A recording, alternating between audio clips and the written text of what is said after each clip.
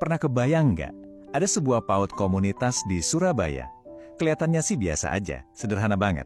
Tapi begitu kita intip ke belakang layar, ternyata ada sebuah sistem yang, wah, kompleks dan jujur cukup mengejutkan. Yuk kita bongkar bareng-bareng kisah PPT Anggrek. Kalau kita mikirin PAUD, yang kebayang pastikan anak-anak lagi main, lagi belajar, seru-seruan gitu. Ya, itu semua memang ada di sini, bener banget. Cuma, itu baru setengah dari cerita lengkapnya. Soalnya buat ngejalanin sekolah yang kelihatannya simple ini, para pengelolanya itu harus loh menaklukkan labirin digital yang super rumit. Inilah dia, mesin tersembunyi di balik semuanya. Oke, kita mulai dari awal ya. Oke, pertama-tama kenalan dulu yuk sama sekolahnya. Namanya PPT Anggrek. Ini tuh bukan sekedar sekolah, tapi udah jadi pusat pendidikan yang penting banget buat warga sekitar. Sekolah ini tuh udah ada dari tahun 2007. Lokasinya juga unik, pakainya balai RW setempat. Jadwalnya pun simple banget, cuma Senin, Selasa, Rabu dari jam 8 sampai jam 10 pagi. Jadi cuma 2 jam. Kelihatan banget kan, semuanya sangat mendasar dan fokusnya ke komunitas lokal. Nah, ini dia orang-orang di baliknya, tim intinya. Ada Bunda Suarti sebagai kepala sekolah, terus guru-gurunya yang akrab banget dipanggil Bunda-Bunda, itu benar-benar jadi jantungnya sekolah ini. Tapi ada yang menarik nih, mereka ternyata dibantu sama Pak Billy dari kelurahan, yang tugasnya ngurusin media sosial. Ini nih, petunjuk pertama kita kalau ada sesuatu yang lebih modern dari yang kita kira. Oke, sekarang kita masuk ke lapisan pertama dari kerumitan ini. Pertanyaannya simple, gimana caranya PAUD komunitas di sebuah gang kecil di Surabaya bisa dapat murid baru? Jawabannya mungkin bakal bikin kalian kaget. Caranya bukan lewat spanduk di pinggir jalan, atau bahkan sekedar dari mulut ke mulut. Alat rekrutmen utama mereka adalah TikTok. Serius, mereka itu live streaming pas kegiatan belajar mengajar, langsung menyasar para orang tua di platform yang paling sering mereka pakai. Dan yang keren banget di sini tuh sistemnya terintegrasi. Jadi dari nonton live TikTok, para orang tua itu bisa langsung klik dan diarahkan ke WhatsApp-nya Bunda Yana buat daftar. Ini kan pada dasarnya sebuah marketing funnel digital yang efektif banget nih. Oke, anggaplah orang tua udah tertarik nih gara-gara TikTok. Terus, berapa sih biayanya? Yuk kita lihat barang-barang rinciannya, transparan kok. Total biaya di awal itu Rp260.000. Dan angka ini tuh udah mencakup semuanya yang dibutuhin buat mulai sekolah.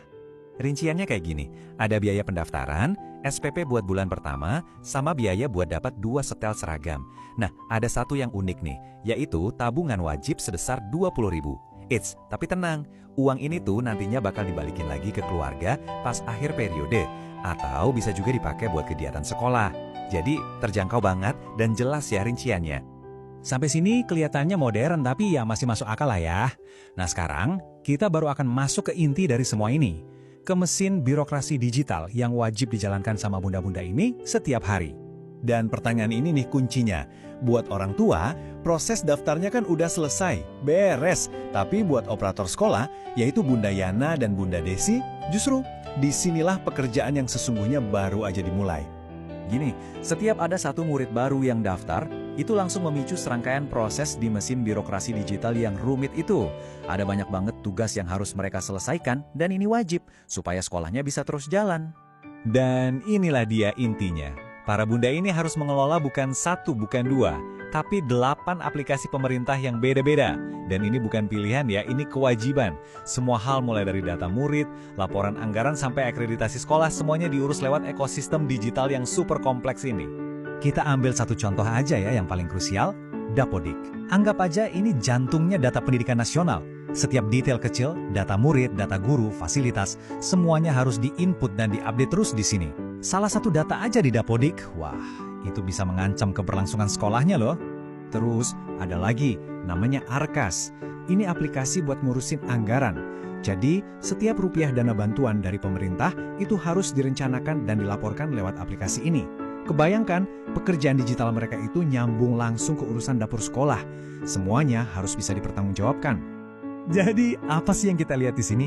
Ini tuh kayak cetak biru atau blueprints dari sekolah komunitas modern di Indonesia.